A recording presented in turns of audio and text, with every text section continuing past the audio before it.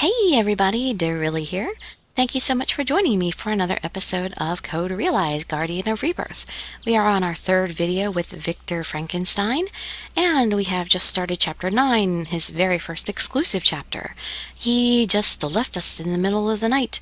I knew we should have followed it. Well, not like we actually had the choice to follow him, but we shouldn't have let him go. I knew he was going to go off and not come back. He's been missing for what, like 3 days? So, you just sit back, relax, and let me read you a story. A faint wind blows through the window. I look up from my reading and sigh. I thought this would help me take my mind off things just a little. But I can't concentrate at all, and no matter what I do, I find myself constantly thinking about Victor.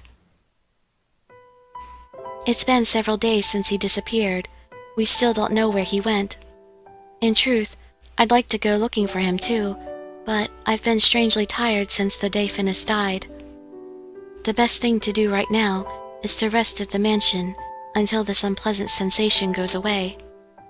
At least that's what Lupin and everyone else has been saying, so I've been following their instructions.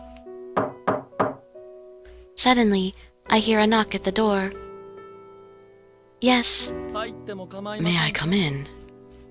It's Saint Germain's voice. Could it be? Has Victor returned? I rush to open the door, but Saint Germain is standing there by himself, looking sad. I'm sorry. I don't have any good news for you. I thought you might appreciate a break and wanted to see if you'd like some tea. Thank you, Saint Germain. Although I'm thankful for the Count's concern, I can't help but feel disappointed that there is no news of Victor. You seem very worried. No, I'm sure Victor knows what he's doing. He must be all right, I know it. The lady doth protest too much, methinks. Saint Germain puts down his tray and takes a seat next to me. I am not protesting. Now you sound as if you really are trying too hard to keep a stiff upper lip about this whole situation. Really? Yes, and when you've lived as long as I have, you become more sensitive to subtleties of the heart. How long has he lived exactly? It's very easy for me to tell what kind of state you're in right now. As Saint Germain smiles at me, I suddenly become embarrassed by his attention and look down. You seem to be very concerned about Victor. May I ask why? But because he's a friend. I see. A friend. To me, it seems that there's something more to your feelings for him. You think so? Yes, I do. The pleasant scent of tea that wafts over to me somehow fills my spirits and is comforting. I think carefully before I speak, but when I do, the words pour out of me as if I'm releasing my feelings all at once. When I talk to Victor, my heart feels at ease. It makes me want to keep talking to him. I know I'll see him soon, but it's always painful to leave his side. Seeing him smile makes me very happy, but it also makes my chest ache a little. When Victor is sad or angry, it's like my emotions are riding a wave. And I don't really understand why. Did I say something funny? Oh, I apologize. No, there's nothing funny. What you're feeling right now is wonderful. It's more precious than anything. Saint Germain smiles kindly. I can't do much, but know that I'm on your side, and that I'm rooting for you. Rooting for what? And when you realize what I mean, your world will expand by one more step. As soon as he says this, Saint Germain stands up and begins clearing away the tea that he had bought. Wait, we haven't had any yet. It's probably too bitter to drink now. I was so engrossed in our conversation that I completely forgot to pour it. But that's such a waste. Perhaps, but That's still no reason to force ourselves to drink awful tea. I'll go prepare a new pot. Will you wait for me? Let's make sure we get some quality tea this time, with some quality tea the next time around. Saint Germain smiles and leaves the room. While I wait for him to return, I sit there alone, thinking about what we had just talked about earlier. Then, I realize that Victor has become a very significant person in my life. Just remembering Victor's face, telling me that I'm not a monster, that I'm just a kind-hearted girl, it makes a warm feeling spread in my heart. That's why I draw a small breath. Victor, where are you? I look out the window and whisper. It's a little too early for dinner. Everyone had returned to the mansion, still without being able to locate Victor or find any clues that would lead us to Father. Van Helsing, the last to return, says he has something important to tell us and asks us to gather in the lounge for him. So, what's this big important report? I'm kind of in the middle of making dinner for everybody. Just listen. I got hold of this information moments ago. Queen Victoria has called off any protection on Victor. Obviously, we're no longer under her guard either. What? From this point on, the government will be after us again, as accomplices to the most wanted terrorist, Victor Frankenstein. It can't get much more important than that, can it? Hold on! I haven't heard anything about that! Where'd you get that information? I have no reason to disclose my sources. Just know that it's a certainty.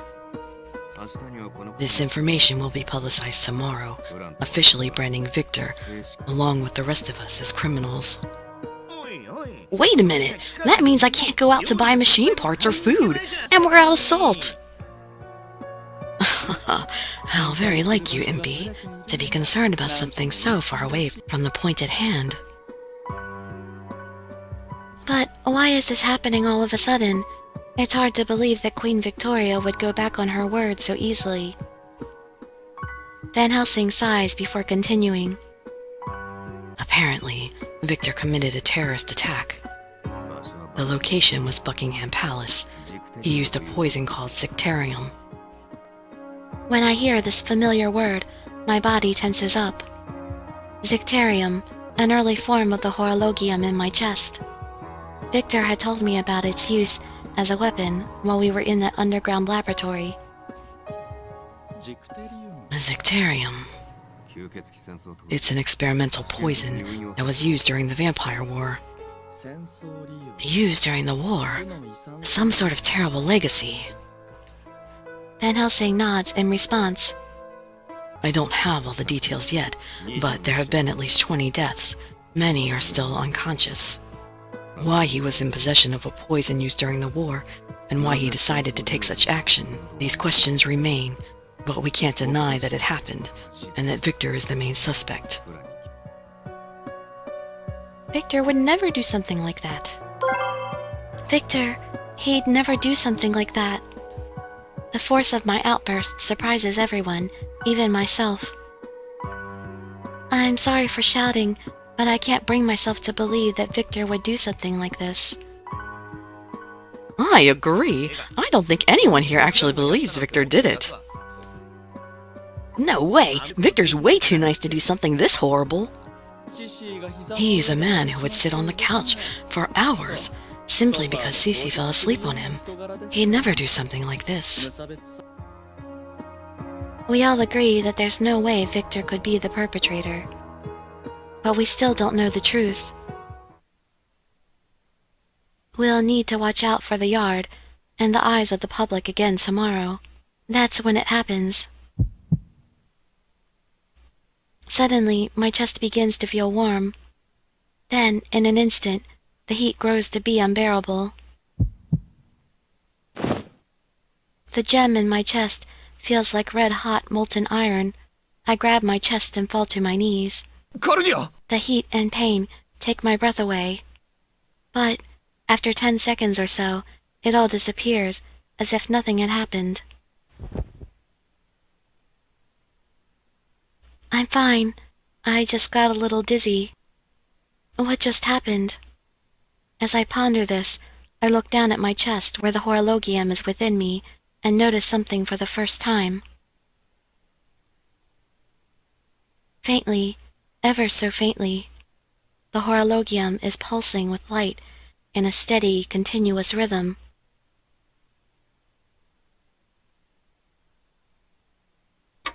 I can hear the sound of a clock ticking. After all that, I go back to my room. The light from the horologium and my body, ever since the encounter with Finis in the lab, my body has definitely changed. I have a feeling that these changes aren't things to be happy about. But showing the horologium to a doctor probably won't solve anything. Victor. Perhaps it's because I'm worried about my condition, or just because I want to see his face again. I call out his name, not fully understanding why. Because they all saw that I was physically unwell, everyone besides me, even Deli, has gone to town to look for Victor. Cece would usually be by my side at times like these, but he doesn't show himself. Perhaps he's got his own thinking to do. I look up at the ceiling in a daze, lost in thought. I am an artificial life, a homunculus created by my father. I am not human. I am a man-made monster. I have a sudden urge to see Victor's face. Victor, who had kindly smiled and said that I was just a normal girl. I really want to see him. I don't know how long it has been. There's no telling when he will come back. I'm alone in the mansion. I lay down on the bed to get some rest, but perhaps it's my anxiousness that keeps me from getting any slumber. I know that I should make my physical condition a priority, but I can't stop thinking about Victor. Ever since we met, Victor seemed to be hiding something from everyone, especially me. I had thought that he was hiding the fact that I was a homunculus. Victor had said that he didn't tell me about that because he didn't want to hurt my feelings. Was that really all? This is just a hunch, but I feel like Victor is still hiding something from me. Maybe his secret is directly related to where he is now. I'm going to check out Victor's room. I know that it's rude to invade someone's privacy without their permission, but my concern for his well-being trumps my regard for propriety. Sorry, Victor, I'm coming in. I know he's not there, but I apologize before stepping into Victor's room. The room is dark, but the moon shines in. It smells a little bit like Victor in here. I'm embarrassed to be thinking this, and try to clear my mind of such thoughts. I start to search for clues about where he might be. That's why I'm here. There's no time to let my thoughts wander. There's so much paper. There are open suitcases on the floor, and tall stacks of documents on his desk. I slowly look through everything, but find nothing. Moreover, there aren't many documents written in English, so I can't tell what most of them say. I continue digging through everything, although I feel guiltier by the moment. And then, finally I discover something that might be a clue. While the majority of the documents here are loose paper, I see one leather-bound book buried among everything. Maybe it's a journal. I flip through the pages, but most of it is formula that I don't really understand, along with a lot of technical terms. I see some notes in Victor's handwriting here and there, but nothing significant. Nothing here either. As I sit there disappointed, a single sentence catches my eye. The moment I understand its meaning, my mind goes blank. What does this mean? The book slips from my hands, but I'm too distracted to be bothered to pick it up. It's a single sentence in the corner of a page. It reads, "It's my fault Cardia was created." Is Cardia Frankenstein's monster? I I leave Victor's room and rush back to my own, almost as if fleeing from the words. I lay down on the bed to try to calm down. Suddenly, the words flood into my mind. Victor created me. Does that mean Victor is my father? Is Victor Isaac Beckford? That's impossible. Victor is still young. There's no way he could have a daughter my age. But that probably doesn't mean anything. I'm not a real human. I might not actually be as old as my appearance would suggest. In the remote chance that Victor actually is my father, it would mean that he's been lying to us this entire time. If it's true, what could he have been thinking while he was pretending to help us? My thoughts shut off. There's no way Victor is father. He couldn't have been tricking me this whole time. I want to believe it, but what do those words mean? My thoughts are all jumbled, and I sigh with a heavy heart. I hear a sound coming from the window. What could it be? I stand up and look outside. I see a rock wrapped in paper sitting on the outer windowsill. I pick it up, careful not to drop it. Something is written on the paper. It's Victor's handwriting. I quickly look out the window, but there is no one out there. He must have already left. I feel discouraged, but I look down at the letter. I need to tell you something important. There's a traitor among us. I need to talk to you tonight. This could be a trap. I'll be waiting for you on Tower Bridge.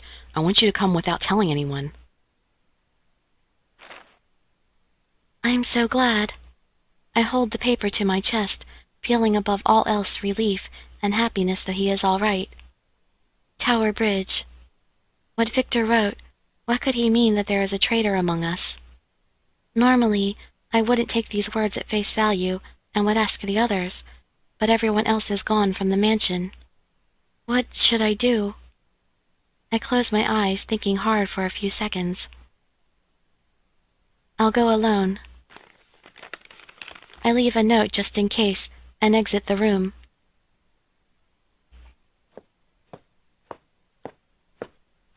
I walk through the night into the city and arrive at Tower Bridge. The moon is very bright tonight, making the darkness of the shadows stand out. The streets are deserted at this time of night. It's a world apart from the bustle during the day. Victor, I'm here. It's me, Cardia. My voice gets sucked up into the sky, up towards the wavering moon. Victor, where are you? I call out to him several times, but I get no response. Something's wrong. I suddenly notice a figure standing in the shadows, behind a pillar. Victor, why are you hiding there?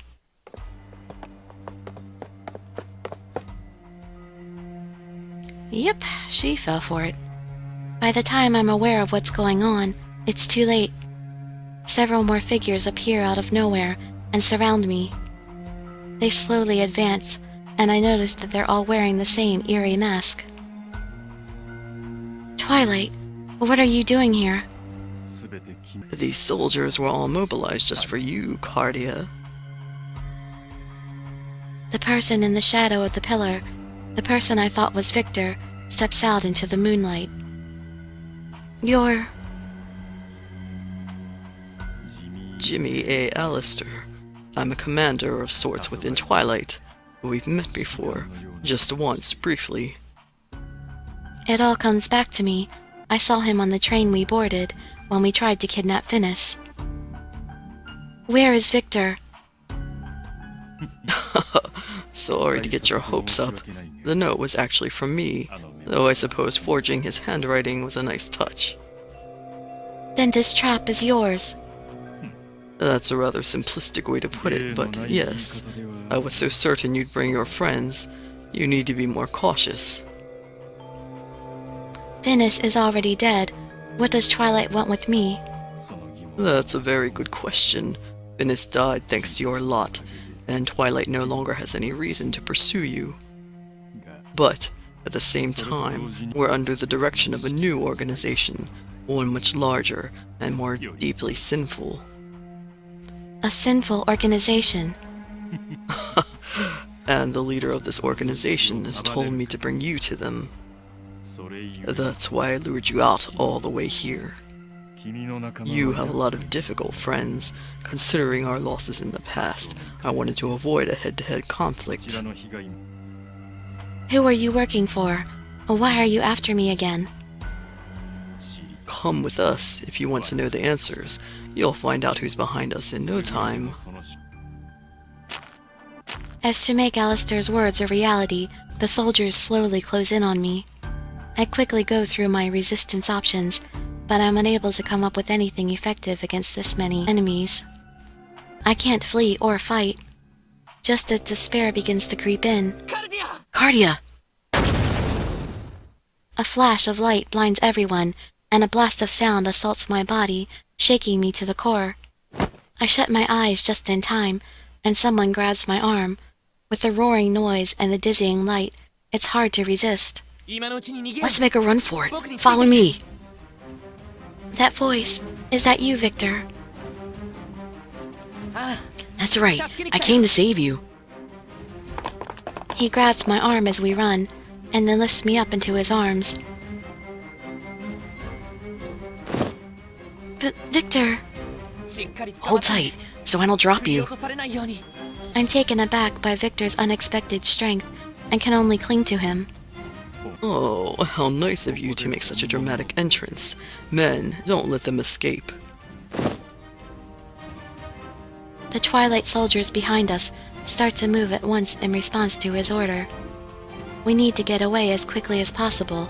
I think Victor has the same idea, but... What? Victor turns in an unexpected direction, not towards the end of the bridge, but over to the side. Victor, why are we going that way? Take a deep breath. Here we go.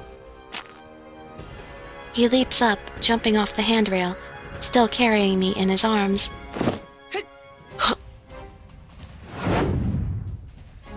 We fly through the air. I feel helpless as the ground vanishes from beneath us, replaced by water. I cling tightly to him with all my might.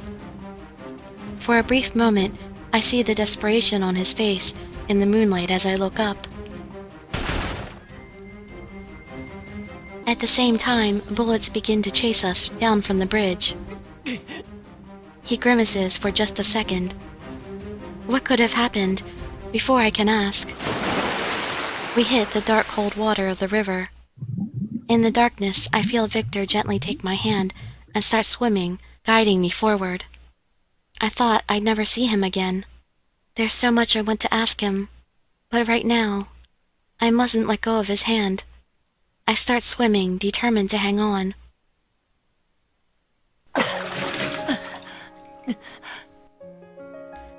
Are you all right? Yeah, I'm fine.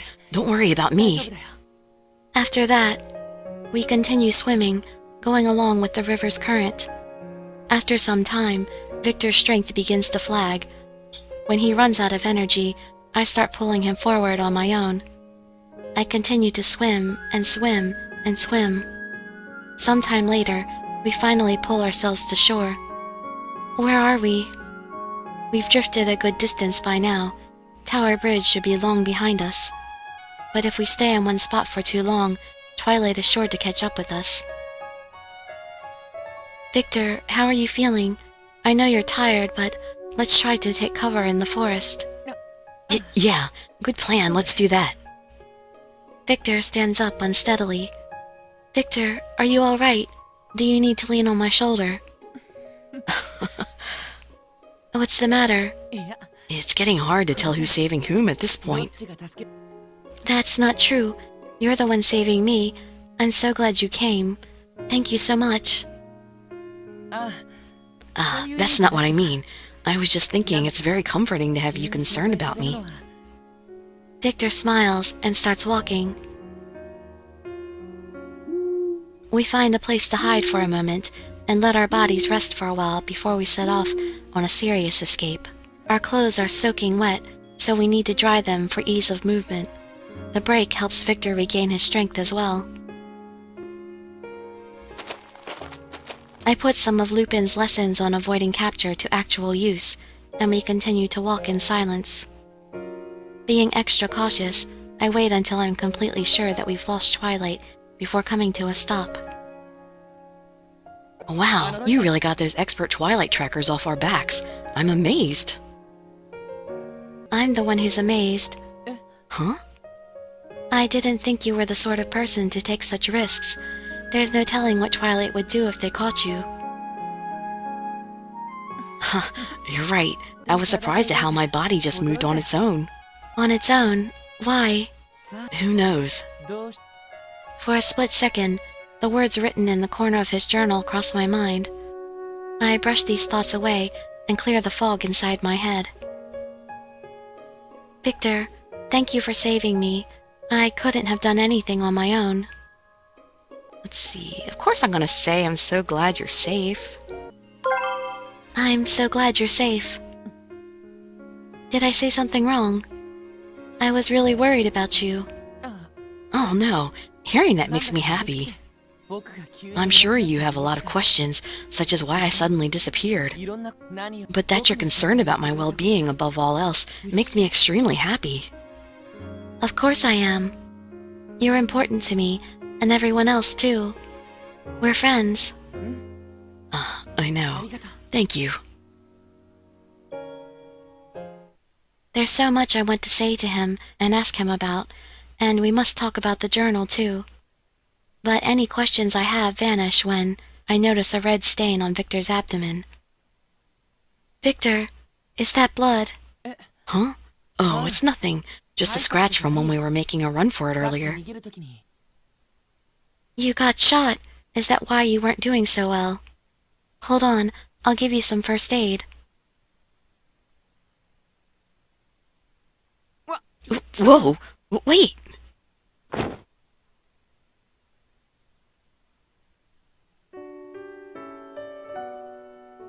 I lean Victor against a tree, take off his white lab coat, and gently lift up his shirt to see the area under the bloodstain. You're hurt. There's so much blood. I'm fine. It looks like a big deal, but it's actually not that bad. I'll stop the bleeding. Hold on. I tear some cloth from his shirt and put pressure on the wound. That's how you stop severe bleeding. This is something Victor taught me before. It's fine. The wound isn't too deep. Once I treat you, let's go back to the mansion. Yes, you're right. It's not deep, so relax a little. What? When administering first aid, compose yourself and stay as calm as possible.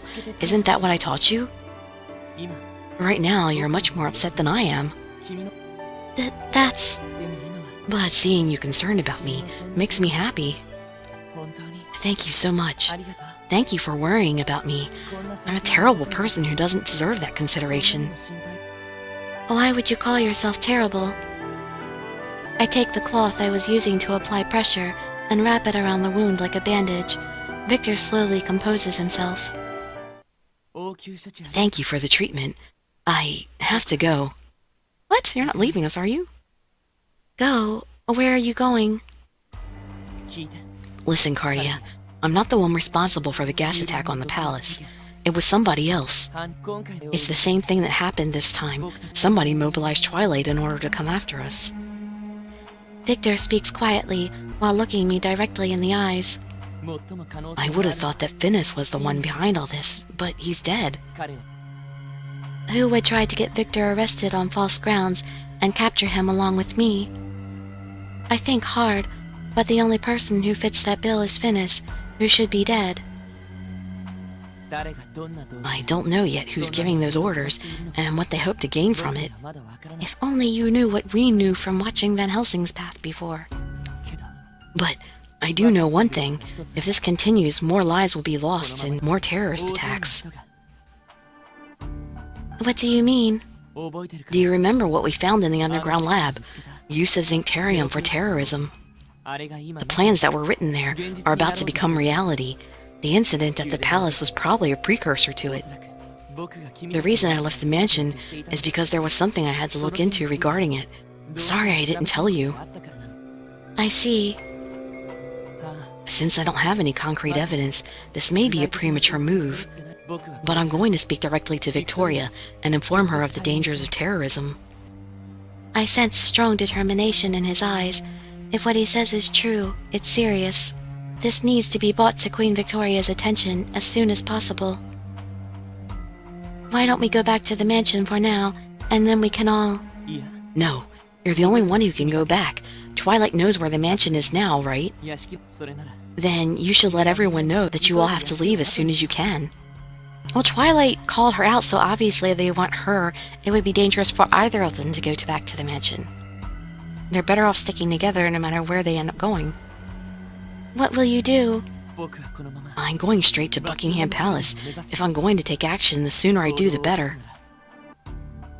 You can't. I heard from Van Helsing that the government thinks of you as a terrorist again. It's dangerous. If the government is the only one after me, I'll be fine. In Victoria's eyes, the knowledge I have is worth more than life. But... I have to go, to atone for the past I fled from. I don't know exactly what he means, but something about the words feels like a rejection. Victor begins to walk away through the forest. Wait, before I can call out to him, I hear a familiar voice from the shadow of a tree.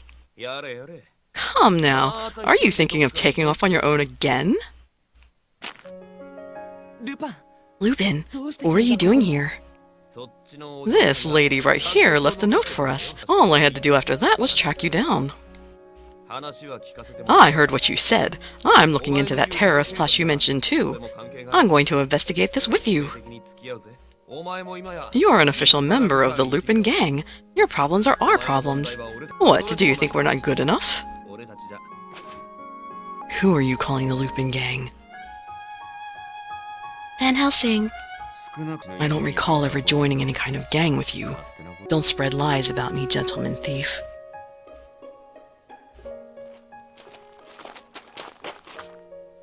Hey, there you are! Phew, I can't believe you went and disappeared on us while we were looking for Victor. Whatever the case, I'm glad that you're both alright. So, what now? It sounds like we don't have a place to hide anymore. I think it's over, Victor. You told me to start relying on my friends more.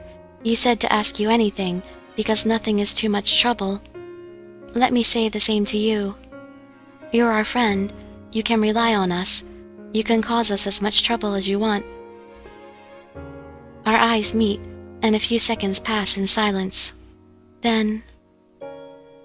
Alright, I'm a little hesitant of dragging you all into a personal matter, but it really would be reassuring if you all could help me.